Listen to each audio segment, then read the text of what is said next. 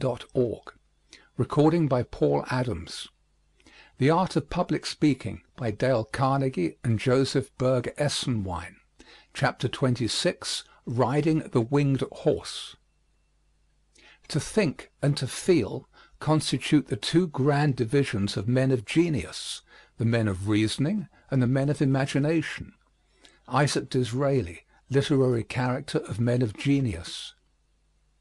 And as imagination bodies forth the forms of things unknown, the poet's pen turns them to shapes, and gives to airy nothing a local habitation and a name. Shakespeare, Midsummer Night's Dream. It is common, among those who deal chiefly with life's practicalities, to think of imagination as having little value in comparison with direct thinking. They smile with tolerance when Emerson says that science does not know its debt to the imagination, for these are the words of a speculative essayist, a philosopher, a poet. But when Napoleon, the indomitable welder of empires, declares that the human race is governed by its imagination, the authoritative word commands their respect. Be it remembered, the faculty of forming mental images is as efficient a cog as may be found in the whole mind machine. True, it must fit into that other vital cog, pure thought, but when it does so it may be questioned which is the more productive of important results for the happiness and well-being of man. This should become more apparent as we go on. 1. What is imagination? Let us not seek for a definition, for a score of varying ones may be found. But let us grasp this fact. By imagination we mean either the faculty or the process of forming mental images. The subject matter of imagination may be really existent in nature, or not at all real, or a combination of both. It may be physical or spiritual, or both. The mental image is at once the most lawless and the most law-abiding child that has ever been born of the mind. First of all, as its name suggests, the process of imagination, for we are thinking of it now as a process rather than as a faculty, is memory at work. Therefore, we must consider it primarily as 1. Reproductive imagination. We see or hear or feel or taste or smell something, and the sensation passes away. Yet we are conscious of a greater or lesser ability to reproduce such feelings at will. Two considerations, in general, will govern the vividness of the image thus evoked: the strength of the original impression and the reproductive power of one mind as compared with another. Yet every normal person will be able to evoke images with some degree of clearness. The fact that not all minds possess this imaging faculty in anything like equal measure will have an important bearing on the public speaker's study of this question. No man who does not feel at least some poetic impulses is likely to aspire seriously to be a poet. Yet many whose imaging faculties are so dormant as to seem actually dead do aspire to be public speakers. To all such we say most earnestly, awaken your image-making gift, for even in the most coldly logical discourse it is sure to prove of great service. It is important that you find out at once just how full and how trustworthy is your imagination, for it is capable of cultivation as well as of abuse. Francis Galton, footnote, Inquiries into Human Faculty. Francis Galton says, "The French appear to possess the visualizing faculty in a high degree. The peculiar ability they show in prearranging ceremonials and fêtes of all kinds, and their undoubted genius for tactics and strategy, show that they are able to foresee effects with unusual clearness. Their ingenuity in all technical contrivances is an additional testimony in the same direction, and so is their singular clearness of expression. Their phrase figurez-vous, or picture to yourself, seems to express their dominant mode of perception. Our equivalent of image is ambiguous. But individuals differ in this respect just as markedly as, for instance, the Dutch do from the French. And this is true not only of those who are classified by their friends as being respectively imaginative or unimaginative, but of those whose gifts or habits are not well known. Let us take for experiment 6 of the best known types of imaging and see in practice how they arise in our own minds. By all odds the most common type is A, the visual image. Children who more readily recall things seen than things heard are called by psychologists eye-minded, and most of us are bent in this direction. Close your eyes now and recall, the word thus hyphenated is more suggestive, the scene around this morning's breakfast table. Possibly there was nothing striking in the situation, and the image is therefore not striking. Then image any notable table scene in your experience. How vividly it stands forth, because at the time you felt the impression strongly.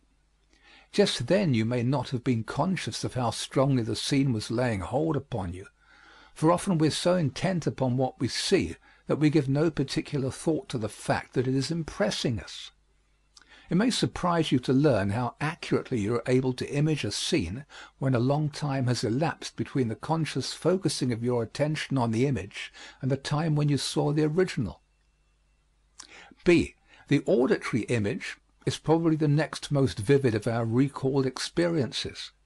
Here association is potent to suggest similarities. Close out all the world beside and listen to the peculiar wood against wood sound of the sharp thunder among rocky mountains. The crash of ball against tenpins may suggest it. Or image, the word is imperfect, for it seems to suggest only the eye. The sound of tearing ropes when some precious weight hangs in danger. Or recall the bay of a hound almost upon you in pursuit. Choose your own sound and see how pleasantly or terribly real it becomes when imaged in your brain. C. The motor image is a close competitor with the auditory for second place. Have you ever awakened in the night, every muscle taut and striving, to feel yourself straining against the opposing football line that held like a stone wall, or as firmly as the headboard of your bed? Or voluntarily recall the movement of the boat when you cried inwardly, "It's all up with me!" The perilous lurch of a train, the sudden sinking of an elevator, or the unexpected toppling of a rocking chair may serve as further experiments. D. The gustatory image is common enough, as the idea of eating lemons will testify. Sometimes the pleasurable recollection of a delightful dinner will cause the mouth to water years afterward, or the image of particularly atrocious medicine will wrinkle the nose long after it has made one day in boyhood wretched. D. The olfactory image is even more delicate. Some there are who are affected to illness by the memory of certain odors, while others experience the most delectable sensations by the rise of pleasing olfactory images. F. The tactile image, to name no others, is well nigh as potent. Do you shudder at the thought of velvet rubbed by short-nailed finger-tips? Or were you ever burned by touching an ice-cold stove? Or, happier memory, can you still feel the touch of a well-loved absent hand? Be it remembered that few of these images are present in our minds except in combination. The sight and sound of the crashing avalanche are one. So are the flash and report of the huntman's gun that came so near doing for us. Thus imaging, especially conscious reproductive imagination, will become a valuable part of our mental processes in proportion as we direct and control it. 2. Productive imagination. All of the foregoing examples, and doubtless also many of the experiments you yourself may originate, are merely reproductive. Pleasurable or horrific as these may be, they are far less important than the images evoked by the productive imagination, though that does not infer a separate faculty. Recall, again for experiment, some scene whose beginning you once saw enacted on a street corner, but passed by before the denouement was ready to be disclosed. Recall it all. That far the image is reproductive. But what followed? Let your fantasy roam at pleasure. The succeeding scenes are productive, for you have more or less consciously invented the unreal on the basis of the real. And just here the fictionist, the poet, and the public speaker will see the value of productive imagery. True, the feet of the idol you build are on the ground, but its head pierces the clouds. It is a son of both earth and heaven. One fact it is important to note here. Imagery is a valuable mental asset in proportion as it is controlled by the higher intellectual power of pure reason. The untutored child of nature thinks largely in images, and therefore attaches to them undue importance. He readily confuses the real with the unreal. To him they are of like value. But the man of training readily distinguishes the one from the other, and evaluates each with some, if not with perfect, justice. So we see that unrestrained imaging may produce a rudderless steamer, while the trained faculty is the graceful sloop, skimming the seas at her skipper's will, her course steadied by the helm of reason, and her lightsome wings catching every air of heaven. The game of chess, the warlord's tactical plan, the evolution of a geometrical theorem, the devising of a great business campaign, the elimination of waste in a factory, the denouement of a powerful drama, the overcoming of an economic obstacle, the scheme for a sublime poem, and the convincing siege of an audience may, nay, indeed must, each be conceived in an image, and wrought to reality according to the plans and specifications laid upon the trestle-board by some modern imaginative Hiram. The farmer who would be content with the seed he possesses would have no harvest. Do not rest satisfied with the ability to recall images, but cultivate your creative imagination by building what might be upon the foundation of what is. 2. The uses of imaging in public speaking. By this time you will have already made some general application of these ideas to the art of the platform, but to several specific uses we must now refer. 1. Imaging in speech preparation. A. Set the image of your audience before you while you prepare. Disappointment may lurk here, and you cannot be forearmed for every emergency, but in the main you must meet your audience before you actually do. Image its probable mood and attitude toward the occasion, the theme, and the speaker. B. Conceive your speech as a whole while you are preparing its parts, else can you not see, image, how its parts shall be fitly framed together. C. Image the language you will use, so far as written or extemporaneous speech may dictate. The habit of imaging will give you choice of varied figures of speech, for remember that an address without fresh comparisons is like a garden without blooms. Do not be content with the first hackneyed figure that comes flowing to your pen point, but dream on until the striking, the unusual, yet the vividly real comparison points your thought like steel does the arrow tip. Note the freshness and effectiveness of the following description from the opening of O. Henry's story, The Harbinger. Long before the springtide is felt in the dull bosom of the yokel, does the city man know that the grass-green goddess is upon her throne. He sits at his breakfast eggs and toast, begirt by stone walls, opens his morning paper and sees journalism leave vernalism at the post. For whereas spring's couriers were once the evidence of our finer senses, now the Associated Press does the trick.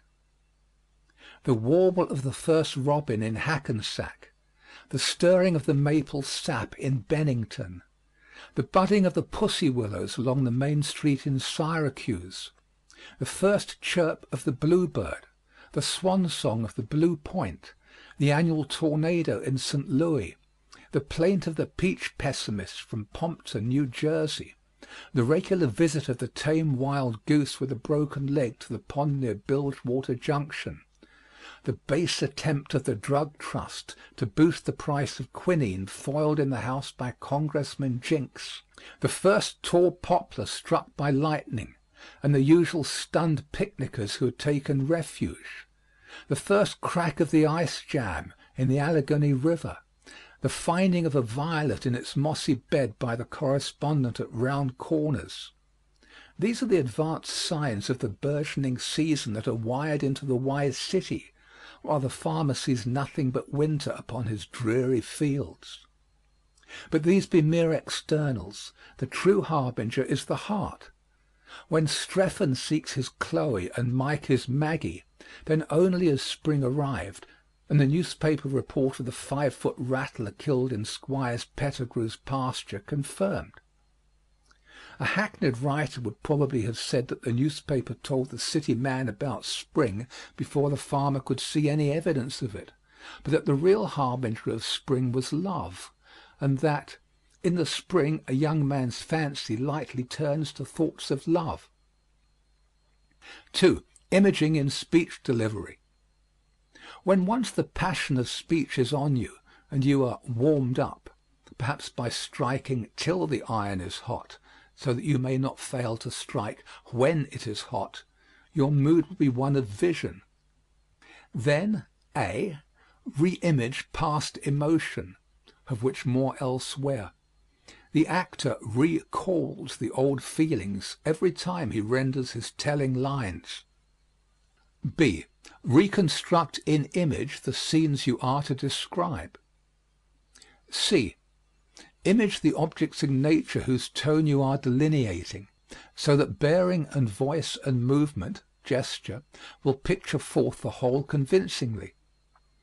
Instead of merely stating the fact that whiskey ruins homes, the temperance speaker paints a drunkard coming home to abuse his wife and strike his children. It is much more effective than telling the truth in abstract terms. To depict the cruelness of war, do not assert the fact abstractly. War is cruel. Show the soldier, an arm swept away by a bursting shell, lying on the battlefield pleading for water. Show the children with tear-stained faces pressed against the window-pane, praying for their dead father to return. Avoid general and prosaic terms. Paint pictures. Evolve images for the imagination of your audience to construct into pictures of their own. 3. How to acquire the imaging habit. You remember the American statesman who asserted that the way to resume is to resume? The application is obvious. Beginning with the first simple analyses of this chapter, test your own qualities of image-making. One by one practice the several kinds of images, then add, even invent, others in combination. For many images come to us in complex form, like the combined noise and shoving and hot odor of a cheering crowd. After practicing on reproductive imaging, turn to the productive, beginning with the reproductive and adding productive features for the sake of cultivating invention. Frequently, allow your originating gifts full swing by weaving complete imaginary fabrics, sights, sounds, scenes, or the fine world of fantasy lies open to the journeyings of your winged steed. In like manner train yourself in the use of figurative language. Learn first to distinguish and then to use its varied forms. When used with restraint, nothing can be more effective than the trope, but once let extravagance creep in by the window, and power will flee by the door. All in all, master your images. Let not them master you. Questions and exercises. 1. Give original examples of each kind of reproductive imagination. 2. Build 2 of these into imaginary incidents for platform use, using your productive or creative imagination. 3. Define A. Fantasy, B. Vision, C. Fantastic, D. Phantasmagoria, E. Transmogrify, F. Recollection. 4. What is a figure of speech? 5. Define and give 2 examples of each of the following figures of speech. Footnote. Consult any good rhetoric. An unabridged dictionary will also be of help. At least one of the examples under each type would better be original. A. Simile. B. Metaphor. C. Metonymy. D. Synecdoche. E. Apostrophe. F. Vision. G. Personification. H. Hyperbole. I. Irony. 6. A. What is an allegory? B. Name one example. C. How could a short allegory be used as part of a public address? 7. Write a short fable. Footnote. For a full discussion of the form, see The Art of Story Writing by J. Berg Essenwein and Mary D. Chambers. 7. Write a short fable for use in a speech. Follow either the ancient form, Aesop, or the modern, George Ade, Josephine Dodge Daskam. 8. What do you understand by the historical present? Illustrate how it may be used, only occasionally, in a public address. 9. Recall some disturbance on the street. A. Describe it as you would on the platform. B. Imagine what preceded the disturbance. C. Imagine what followed it. D. Connect the whole in a terse, dramatic narration for the platform, and deliver it with careful attention to all that you have learned of the public speaker's art. 10. Do the same with other incidents you have seen or heard of or read of in the newspapers.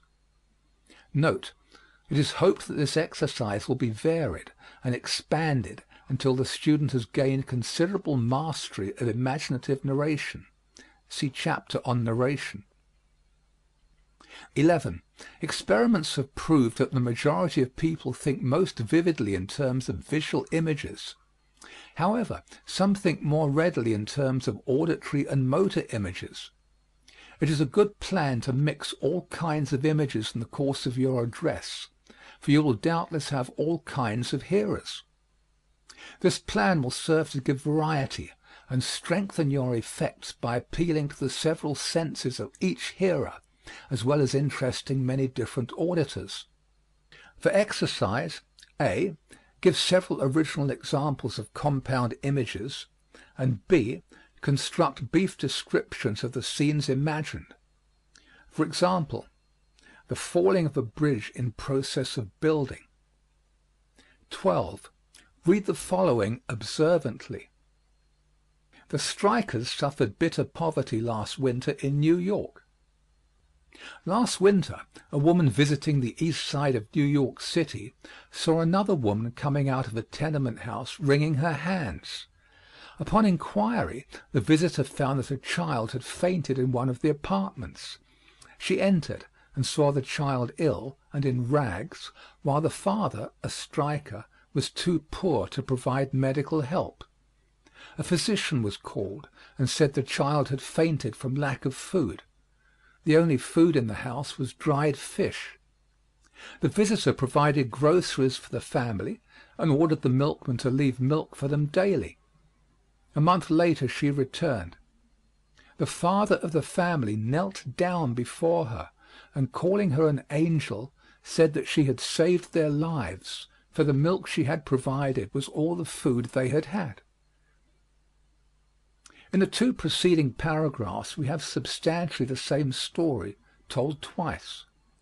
In the first paragraph we have a fact stated in general terms. In the second we have an outline picture of a specific happening. Now expand this outline into a dramatic recital, drawing freely upon your imagination. End of section 26, recorded by Paul Adams, www.yawnguy.com.